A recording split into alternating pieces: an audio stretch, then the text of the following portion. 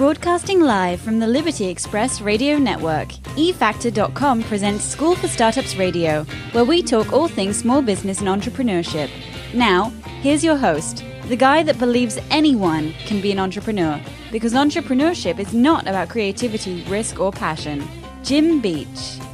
And welcome back to School for Startups Radio. I do appreciate you listening today and hope you're using this show to grow your skill set and your motivation and get out there and start a business. I am very excited to introduce you to my first guest today. His name is Damon Harman, and I am sure that you have seen his work on TV and other media like that. He has done over 375 television commercials.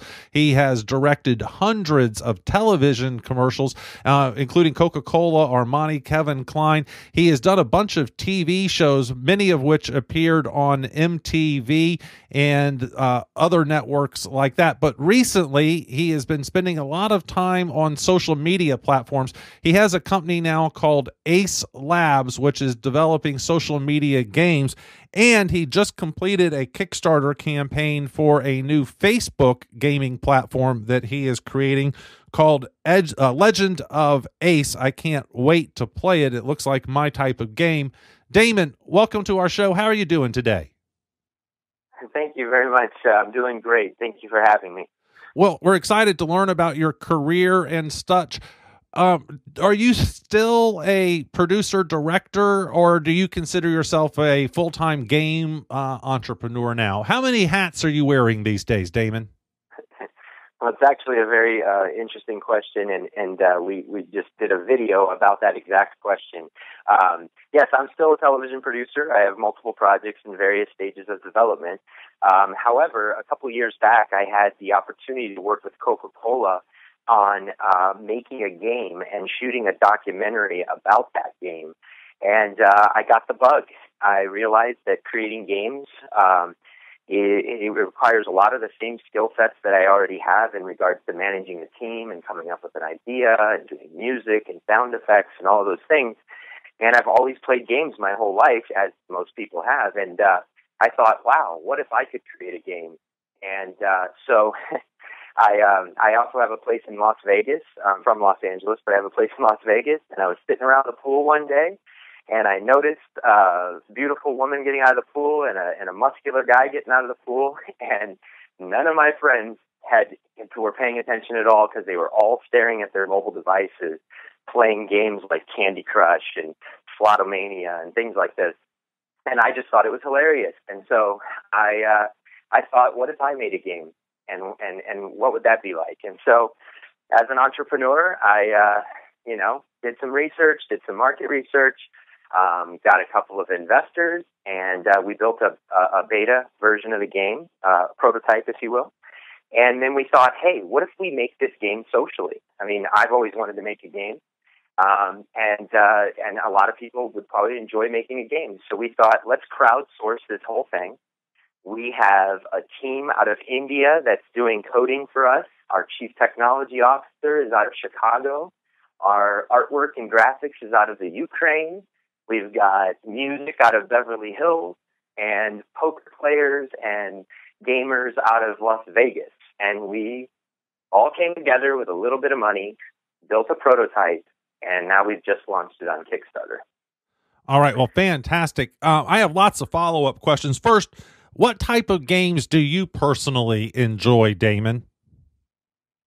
Well, I personally enjoy. Are you a shoot 'em up game or a Sim City game, or what kind of games do you play? World of Warcraft? I did enjoy Sim City, but I was a Super Mario Brother, Legend of Zelda type gamer. Okay. In the new games that are out, NBA 2K, Madden, football, things like that. A lot of sports stuff now. Okay. And when you say you decided that you wanted to create a game, you said you did research and then you went and got some money from an investor. How do you research games? Elaborate on that for me. What do you mean by that? You went and played 500 games and looked. What did you do? How do you research games? It sounds to me like you're, having a lot of fun. Yeah, no, it was fun. So, first of all, I decided that, console games take a lot of money to make, and they're very difficult. to achieve as a first-time game maker. So what I wanted to do was make a simple game, a puzzle game that similar to a Candy Crush style game that can be played on Facebook or mobile devices. So, hedging my bets, I wanted to start with a much more simpler game, and so I researched those games. I started playing all the puzzle games that are out there, all of the casino games that are out there, and learning about the games and what really drove people to play them so much. And then, of course, from there, I researched how much money they were making. And I actually couldn't believe how much money they were making. I thought it was typos. I was looking at daily revenue and assuming it was monthly revenue. And I realized, wow, people really enjoy these games, and somehow they're spending money on these free games, buying things to enhance their experience. So I researched that a little bit more. I actually got a company that helped me with a little bit of that. And I essentially, like all entrepreneurs should, I put together a financial plan that said, what could we potentially make if we made a game, and how much would it cost to make that game? And that's where I started with my research. But of course, I played about 200 or 300 games, just trying to figure out what made them work. So I spent a lot of time at the pool playing on the mobile devices, and got hooked on these things. Right. Well, one of the things that blew me away was when I learned that World of Warcraft was a $1 billion a year business. And, you're in the movie space. You know that when a movie comes out and does 100 million, it's considered a blockbuster, yep. Right? But one game is doing $1 billion a year, almost as big as, what's the U.S. box office in a year? 5-6 billion or something like that? Exactly. And you're touching on the exact point. Gaming, the gaming business globally is bigger than the movie business ever dreamed of being. Yep. And gaming has a direct connection with its audience. And that direct connection continues day after day, several times a day. And gaming is just an amazing way to bring people together. We're all wired that way. We love games, and we always have. And so I'm really passionate about this, and I'm sort of shifting my career into developing games, because it's just like making a movie or a TV show. A lot of the same elements apply. And I'm a creator at the end of the day. I'm an executive producer of TV shows, but I create TV shows, and creating a game is just sounding a lot more fun to me these days. All right, let's talk a little bit about Legend of Ace Casino Quest. What is the point of the game? Am I a casino owner and I'm trying to become a mogul, or am I playing actual poker games? What do we do in the game? Legend of Ace. Yeah, Tell us about it. So it's a match 3 puzzle game where you match objects and earn points for doing so. And you travel along a saga map, which is set in sort of medieval times, and we have kings and queens. And in the beginning of our game, the queen is captured by an evil sorcerer. Oh, and, hate when that happens. And exactly. And the king comes in, and he brings in Ace, which is our hero. And he says, Ace, find me a worthy knight to save the queen and restore happiness to Casino Land. So enter the player as the worthy knight who's going to beat all of these puzzle levels on their way to saving the queen. Now, where the casino element comes in is that in order to do this, you play in each level, just like in most puzzle games, you get 1, 2, or 3 stars, depending on your score. And in our game, those stars actually matter, because for every star that you achieve, you also receive a card. And you start to build a 5 card poker hand now at each level. And when you build that hand, it unlocks a slot machine that allows you free credits to spin. And when you win chips, you can use those chips to buy boosters in the game to help you further your quest. Now, the interesting thing that we've done with the poker hand is, if for some reason when you draw your cards, you're not getting the cards you need, you can continue playing more levels to get more cards, or you can trade cards with your friends. So if you, Jim, have a card that I need, and you've got one that I need, we can make a trade and help each other unlock our slot machine to take it to the next level. And about how many hours of play do you figure the game has before you solve, win, whatever? That's an interesting question. We have an ending to our game, of course, but that ending hasn't been defined. We've built 100 levels, and we're releasing it. We did a Kickstarter. We're releasing it out to the public to beta test it as VIP beta testers, give us their suggestions and comments. We're even allowing people to put themselves in the game, name characters after themselves in the game. Everything is a collaborative, crowdsourced effort. And then, so the answer is we don't know, but we think we want to have around 700 to 800 levels, which the average puzzle game player who plays a puzzle game makes it to level 500 or 600 after about 18 months of play. Okay. And then what is the revenue model? Do you charge for trading cards with your friends, or how do you make money off of it? What are the upgrades that you can buy during the game, I guess? Great. So we have special weapons, which are we've got a dragon that you can buy, a roulette wheel, and these are elements that go on the board game that when you utilize them, they blow out an entire row, or the dragon comes out and flames out a whole section, which earns you more points, gets you more stars. So you can buy those as in-app purchases. We sell gold bars, so you buy a pack of gold bars, maybe 100 for $10, and then you can use those gold bars to buy these boosters and special weapons. But we also give you a chance to not spend money in the game and use the slot machine to win those boosters. Primarily, this is about 5% of your users will actually spend money in the game. 95% really just play it for free. The way that we leverage that 95% is by getting them to send lives to their friends, which we call antes, by getting them to trade cards with friends, invite their friends so they have more friends playing. And what that does is it lowers our cost to acquire a user. Right. Because we may spend $5 acquiring, $20 acquiring a user, but that user may invite 5 friends that cost us nothing. And so you lower your cost to acquire. The third way that we make money off of the non-spenders is whenever you hit a place in the game where you could spend money and or invite friends, but you choose not to, we have a unique option where you can watch video ads. On demand, your choice, never put in your face unless you want to do it. You click the watch video ads, and after watching X amount of 7-second video ads, you'll earn the coins or the gold bars that you would have needed had you purchased. So interesting. We've got that option as well. All right. I want to ask this question generically, not about Legend of Ace, okay? How much does it cost to build a generic game, and what would the revenue figures be? You were saying that you thought the dailies were actually monthlies. What were those numbers? Give us some scale of how cool a great game can be. And again, I'm not asking about Legend of Ace because that's personal. Sure.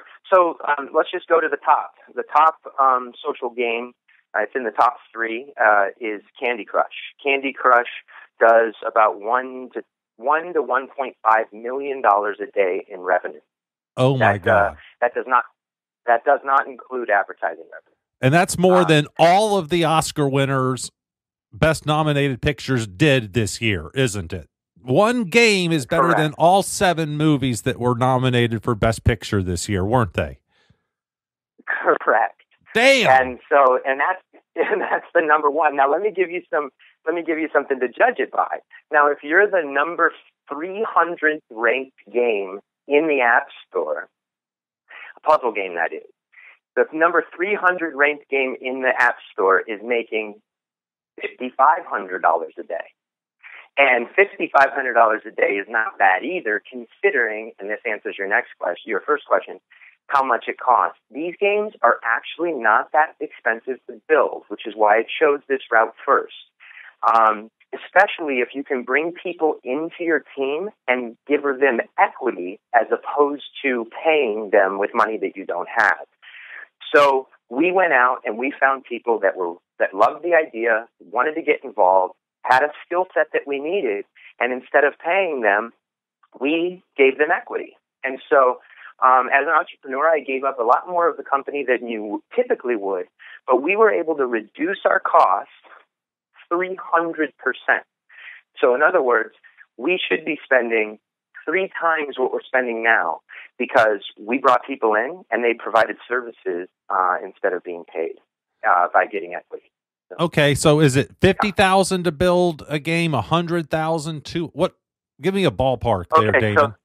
yeah, about $1.8 million to $2 million is what it would cost to build the game that we're currently building. Gah. And I don't mind to say it, we're getting it done for about 600,000 or 700,000. Okay. And when you say that you've crowdsourced the game, does that mean that people are only contributing money, or are they actually contributing ideas and level designs? And what about this song? Use this song on level 410. Are they doing stuff like that too?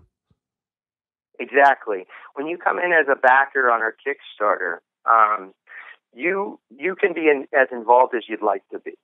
But we do have a VIP beta tester level, and that allows them full access as a developer. We make you a Facebook developer so you can get into the back end.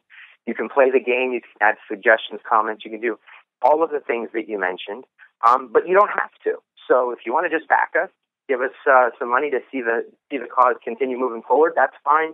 There's no pressure. However, we're starting to see that people actually do have some really good thoughts and suggestions, and they're not inside our box where we're so focused on the game we're not seeing the big picture. So, that's been very helpful and interesting, because there might be some kid out in, I don't know, Oklahoma or wherever, or maybe even overseas, who knows a little bit about game making, wants to go to school for it, has some ideas, wants to contribute, and he can be a part of this mission.